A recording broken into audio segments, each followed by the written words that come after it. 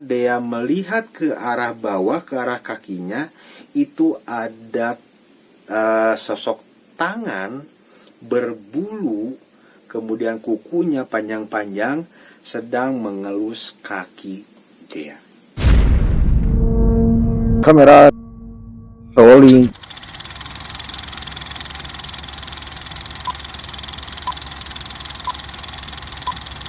Action.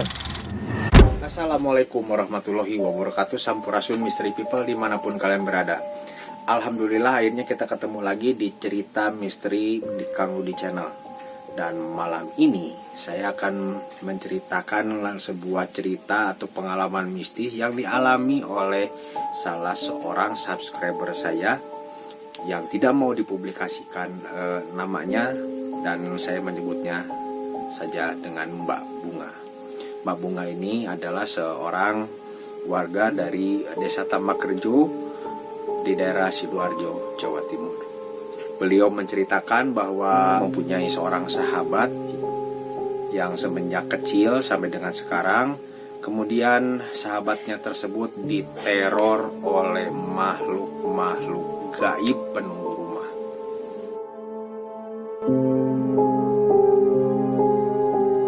Seperti apa ceritanya? Simak terus dan tonton videonya sampai selesai. Tentunya jangan lupa untuk selalu dukung channel saya dengan cara di like, subscribe, dan komen di bawah, kemudian di share juga ke media sosial kalian. Jadi siap nggak siap? Kita mulai ceritanya sekarang.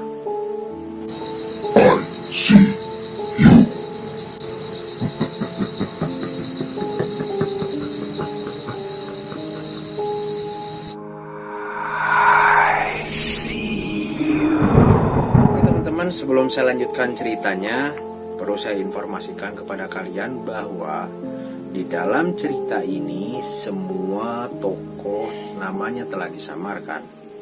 Itu pun atas permintaan dari yang punya cerita, untuk menjaga privasi tentunya.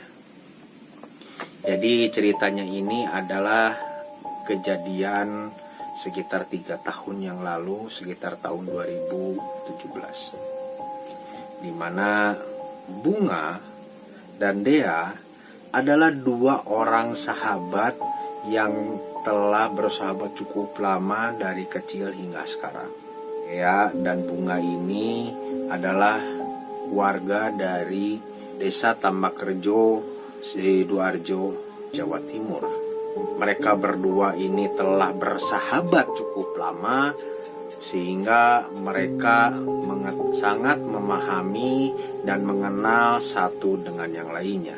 Dea adalah seorang gadis yang sangat penyabar, penyayang, dan penuh perhatian kepada siapapun, sehingga banyak sekali orang yang sangat menyukai Dea. Singkat cerita, Dea memutuskan untuk menikah dengan seorang pria yang bernama Bagus. Bagus ini juga salah seorang pria yang baik hati, juga penyayang, sayang terhadap Dea. Dia pun juga sangat menyayangi keluarganya Dea, sehingga tidak susah bagi Dea untuk meminta kepada suaminya tersebut kalau setelah menikah dia akan tinggal bersama ibunya, karena ada kewajiban dia untuk mengurus ibunya yang sudah tua. Sebagai seorang sahabat, tentunya aku sangat bersyukur sekali setelah Dea dan Bagus ini menikah, mereka memutuskan untuk tidak pindah rumah. Jadi masih tinggal dengan ibunya, yang tentunya kami masih bisa menjalin tali silaturahim dan saling tolong-menolong baik dalam keadaan susah maupun senang. Dan kebetulan pula jarak rumah antara rumah Dea dan rumahku itu kurang lebih 5 rumah saja, jadi cukup dekat lah. Rumah Dea, banyak yang orang-orang yang mengetahui bahwa rumah itu adalah rumah angker, di mana di rumah Dea itu di belakang rumahnya itu ada pohon beriun yang cukup besar. Banyak orang-orang yang melihat sosok-sosok penampakan di situ, sehingga dianggap cukup mengganggu. Akhirnya banyak warga-warga yang ingin menebang pohon tersebut, tapi sampai detik ini pohon tersebut tidak bisa ditebang. Nah, jarak pohon tersebut dengan rumah Dea itu kurang lebih hanya 50 meter saja. Sehingga intensitas aktivitas dari makhluk-makhluk yang tak kasat mata ini atau mereka-mereka yang tidak terlihat ini tentunya akan lebih banyak berpindah dari pohon kemudian ke rumah Dea. Banyak sekali sosok-sosok penampakan di rumah Dea, seperti nenek-nenek yang memakai baju kebaya kemben, kemudian sambil menari-nari. Kemudian ada sosok kakek-kakek, ada sosok genderuwo, kemudian juga ada sosok yang menyerupai Dea. Tapi yang intensitasnya sering mengganggu Dea dengan keluarga itu adalah pertama adalah sosok nenek-nenek, kemudian ada sosok dari genderuwo. Walaupun rumah Dea itu termasuk rumah yang sangat angker, tapi Dea dan keluarga tidak memutuskan untuk berpindah rumah. Dikarenakan mungkin pada saat itu agak susah untuk mencari lagi tempat tinggal yang baru. Seiring dengan waktu banyak pula orang-orang pintar atau praktisi-praktisi paranormal yang dimintai bantuannya untuk meruqyah rumah Dea maupun dengan keluarganya. Tapi selalu saja gagal. Menurut salah seorang paranormal yang dimintai tolong oleh keluarganya, bahwa di tempat tersebut terdapat makhluk-makhluk yang memang sudah cukup lama tinggal di situ. Ketika akan dibersihkan, ketika akan diruqyah, makhluk-makhluk tersebut langsung melakukan pasang badan, melakukan perlawanan dan memagar gaib. Salah seorang praktisi paranormal tersebut mengatakan bahwa rumah Dea itu terasa sangat panas, sehingga hawanya pun juga dari jauh terasa tidak enak. Seiring berjalannya waktu, hari demi hari, Dea pun juga sering kerasukan. Kali ini kerasukannya Dea itu lebih intens daripada sebelum dia menikah. Setelah dia menikah, intensitas kerasukannya Dea itu agak lebih sering. Dea sering dirasuki oleh sosok nenek-nenek yang memakai baju kebaya kemben sambil menari-nari. Padahal Dea sendiri juga tidak bisa menari dan tidak punya keahlian atau kemampuan untuk menari. Tapi pada saat itu Dea menari dengan gemulai, seperti diiringi oleh lagu. Dan semua orang pun heran. Sosok yang merasuki tubuh Dea selalu berkata dengan nada yang tinggi kepada suaminya, "Nitip Dea ya, jaga dia baik-baik." Entah apa maksudnya. Dan Dea juga sering juga kerasukan seperti itu, sehingga suaminya ini menganggap hal tersebut sudah biasa. Teror dari sosok genderuwo tidak berhenti. Bahkan ibunya suatu ketika malam hari, karena memang tidak bisa tidur, ibunya memutuskan untuk pergi ke dapur dan membersihkan piring atau mencuci piring. Ketika mencuci piring tersebut, makhluk itu selalu menampakkan diri dengan wujudnya yang asli. Sebagai manusia biasa tentunya ada rasa kaget ketika saat itu. Tapi mungkin karena sudah biasa, keberadaan makhluk itu sudah dihiraukan, dibiarkan saja, dan tidak berhenti sampai di situ. Bahkan sosok genderuwo ini pun pernah suatu ketika mencekik dari suaminya Dea, yaitu Bagus.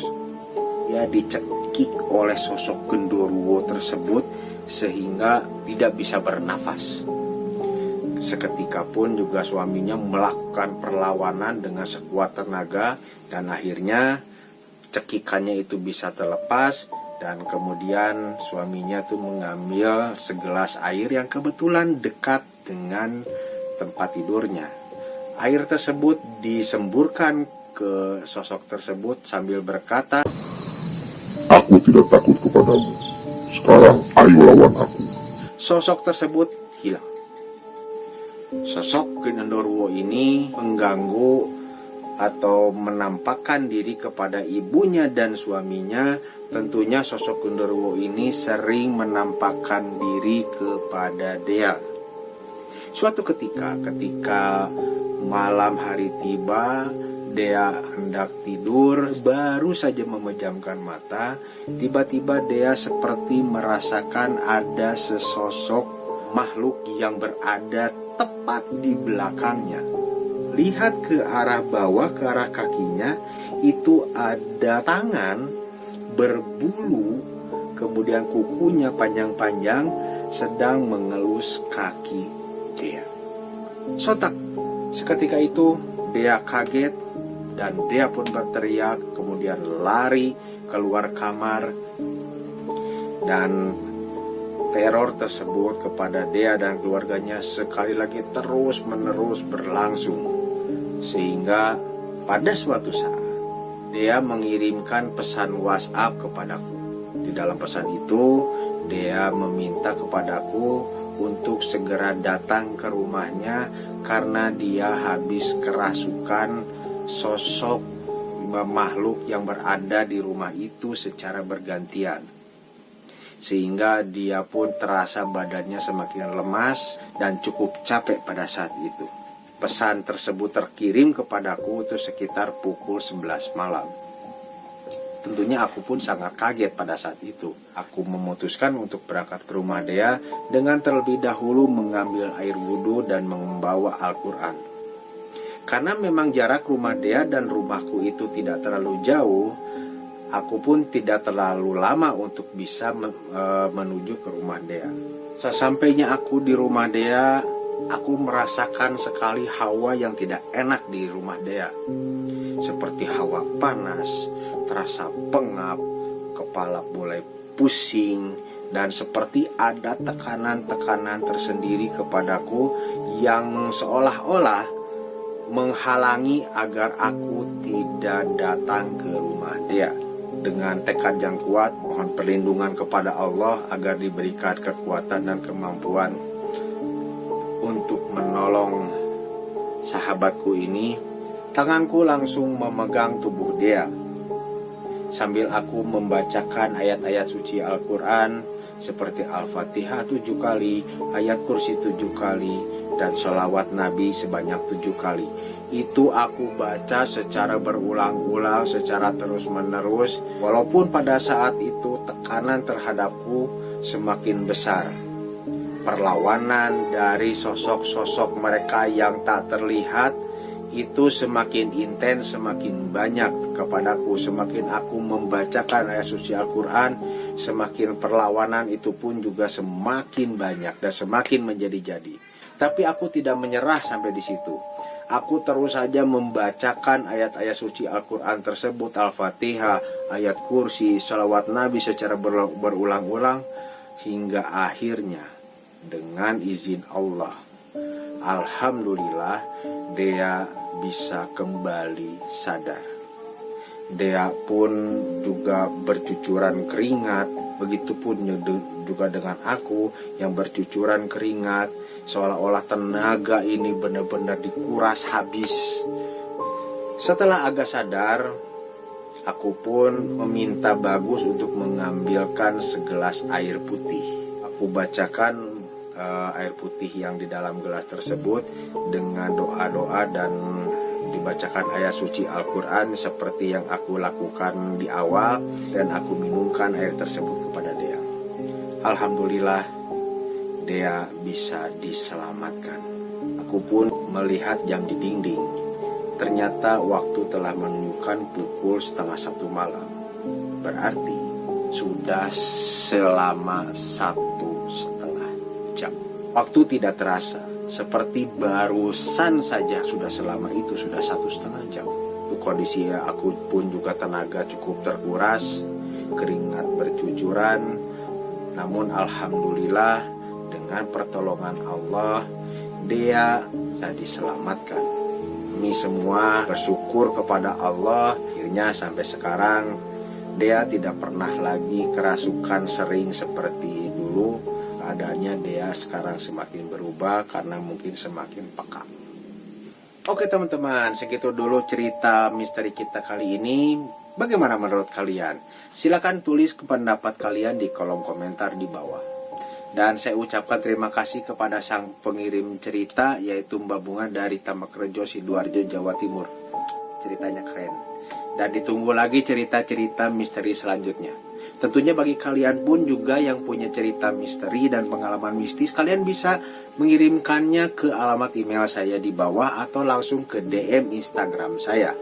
Bagi yang belum subscribe channel ini, ayo subscribe dulu channel ini sekarang.